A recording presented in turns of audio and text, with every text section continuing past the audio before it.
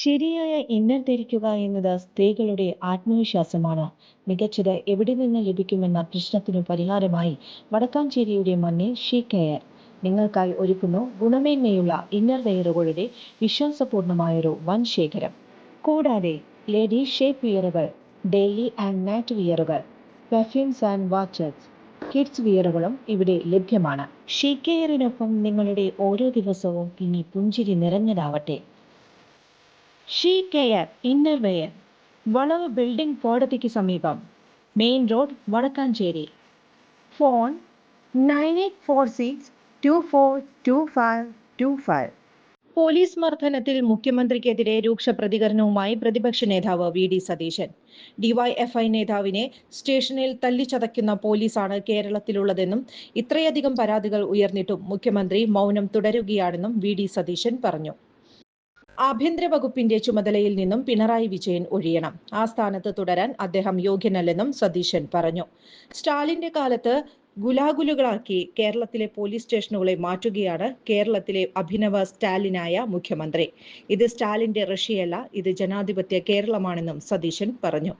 വ്യാപകമായി പോലീസിനെതിരെ പരാതികൾ ഉന്നയിക്കപ്പെടുന്നുണ്ട്. എന്നിട്ടും മുഖ്യമന്ത്രി മൗനം തുടരുകയാണെന്നും സതീശൻ ആരോപിച്ചു. ആരോഗ്യ വകുപ്പിനെയും സതീശൻ വിമർശിച്ചു. ലോകത്തുള്ള എല്ലാ അസുഖവും കേരളത്തിലുണ്ട്. എന്നാൽ അതിനെ നിയന്ത്രിക്കാൻ ആരോഗ്യ വകുപ്പ് ഒന്നും ചെയ്യുന്നില്ല. അമീബിക് മസ്തിഷ്ക ജ്വരത്തിൽ എന്താണ് ചെയ്യേണ്ടതെന്ന് സർക്കാരിന് ഒരു പിടിയുമില്ല.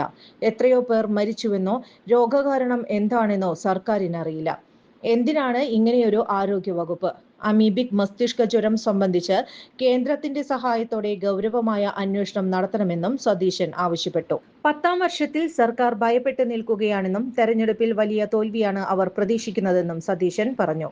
10ാമത്തെ കൊല്ലം തെരഞ്ഞെടുപ്പ് പ്രഖ്യാപിച്ചപ്പോൾ ഇത്രകാലമില്ലാത്ത ഭക്തിയാണ് അയ്യപ്പനോട് ഇടതുപക്ഷത്തിനുള്ളത്.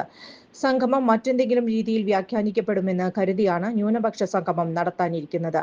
ഇതെന്ത് പാർട്ടിയാണ്, എന്ത് സർക്കാരാണെന്നും സതീശൻ ചോദിച്ചു. അതേസമയം രാഹുൽ മാങ്കൂട്ടത്തിൽ നിയമസഭാ സമ്മേളനത്തിൽ പങ്കെടുക്കുന്നതിനെ കുറിച്ച് കോൺഗ്രസിലെ ഒരാളും അഭിപ്രായം പറഞ്ഞിട്ടില്ലെന്നും സതീശൻ വ്യക്തമാക്കി. അദ്ദേഹത്തെ പാർട്ടിയിൽ നിന്നും പാർലമെന്ററി പാർട്ടിയിൽ നിന്നും സസ്പെൻഡ് ചെയ്തതാണ്. ഈ കാര്യത്തെക്കുറിച്ച് പാർട്ടി തീരുമാനമുണ്ടെങ്കിൽ പാർട്ടി പ്രസിഡന്റ് അറിയിക്കും. അല്ലാതെ യാതൊരു തീരുമാനവും എടുത്തിട്ടില്ല. രാഹുൽ വിഷയത്തിൽ കോൺഗ്രസിൽ 2 അഭിപ്രായമില്ല.